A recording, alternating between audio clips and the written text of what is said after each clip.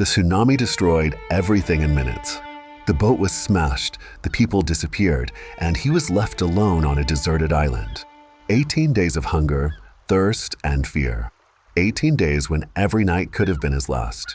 He woke up on the shore where the waves had raged just moments earlier.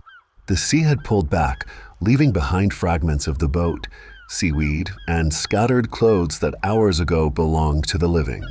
His body trembled with exhaustion, his arms were scratched, and his lungs burned after the struggle with the ocean. Ahead of him rose the island, covered in dense green, and he understood this was his only chance to survive. Thirst became unbearable. His throat burned as if he had swallowed the sea itself. Staggering, he moved inland, each step sending pain through his body. The jungle greeted him like a living creature. Branches struck his face, leaves rustled as if someone else was moving nearby. Birds screamed from the canopy, insects buzzed overhead, creating a feeling of siege. Then came a sound, the faint trickle of water.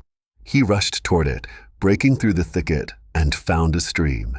Fresh water sparkled between the rocks in the sunlight. He dropped to his knees and drank as if it were the last sip of his life.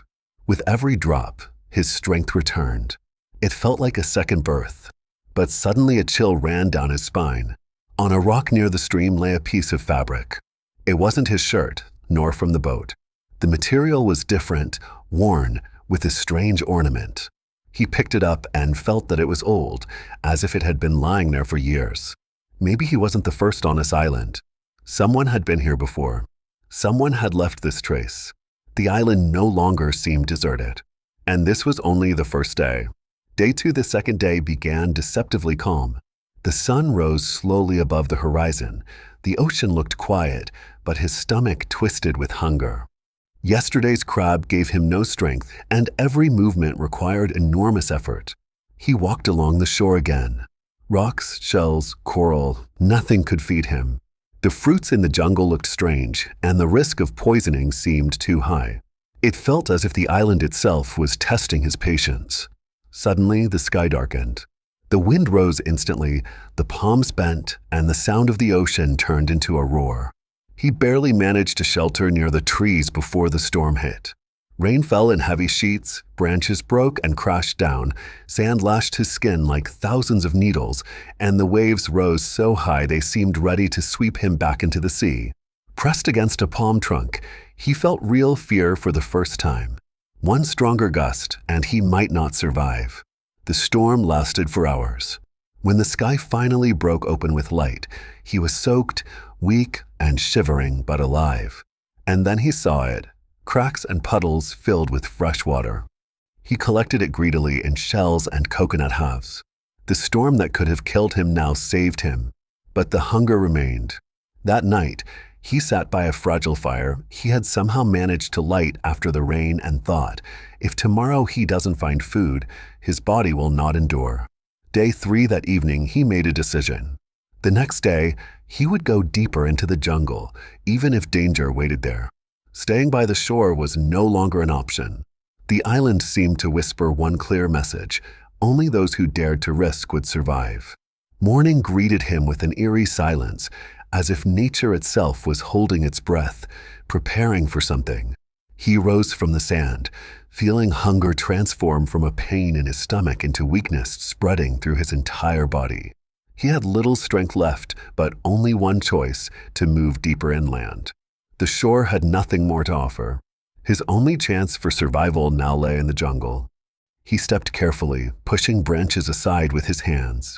The air was thick and sticky, as if he were breathing hot steam.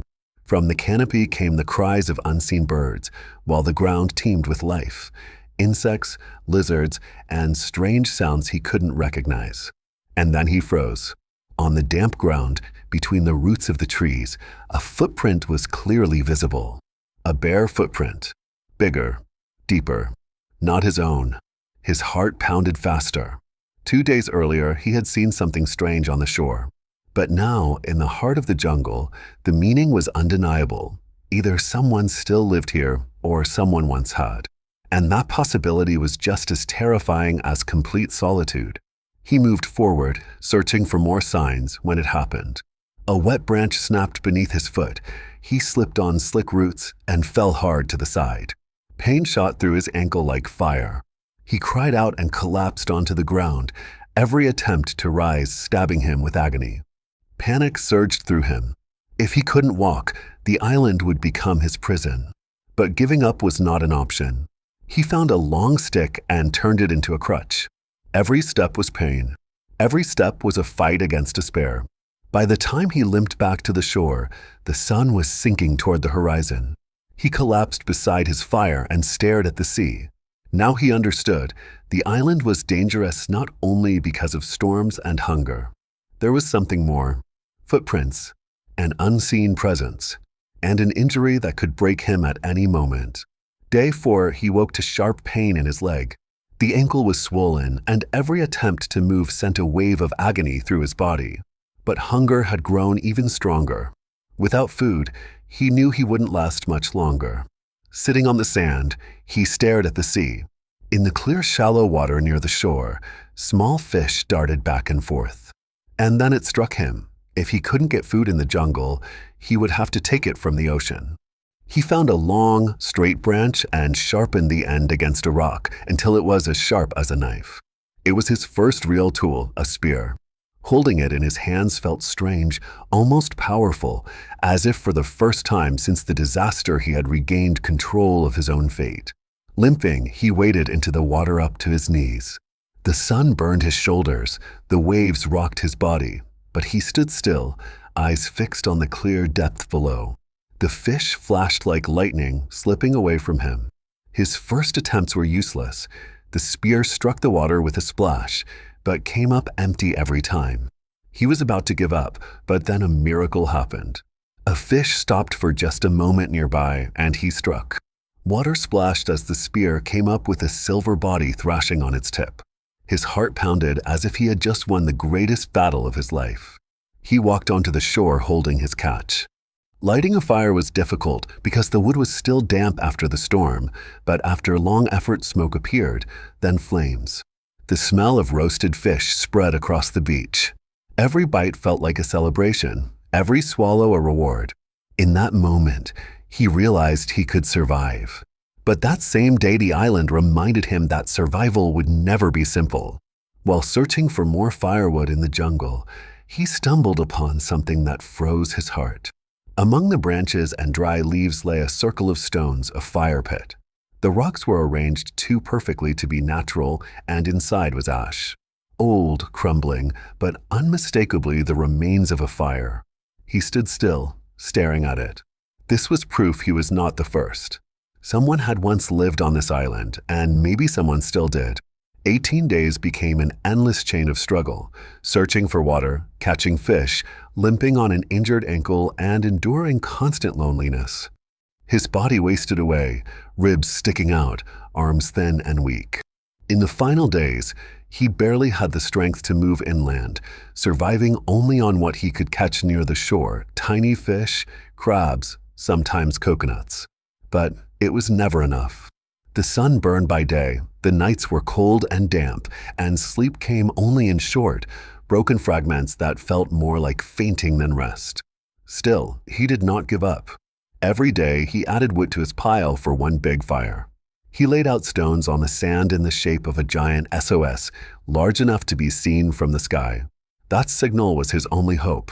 On the 18th day, he finally heard it, the distant hum of an engine. His heart raced as he lifted his head and saw a small fishing boat moving on the horizon. He ran to the fire, his hands shaking, but managed to light the dry branches. Smoke rose high into the sky.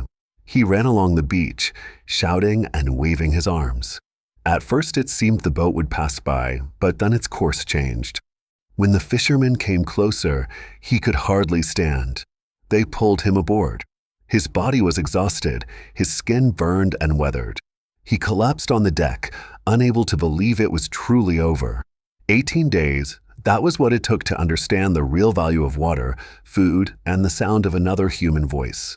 In that moment, he realized survival was not about the strength of muscles, but the strength of will. And that will had saved his life. As the boat moved away from the island, he couldn't take his eyes off the shore.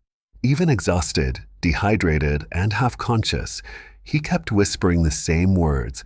There's someone else there. Someone is living on that island. I saw the footprints. I saw the fire. At first, the fishermen thought his words were only delirium.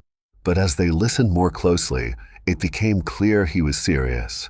He described the barefoot prints in the damp soil, the circle of stones with old ashes inside, the torn piece of fabric by the stream.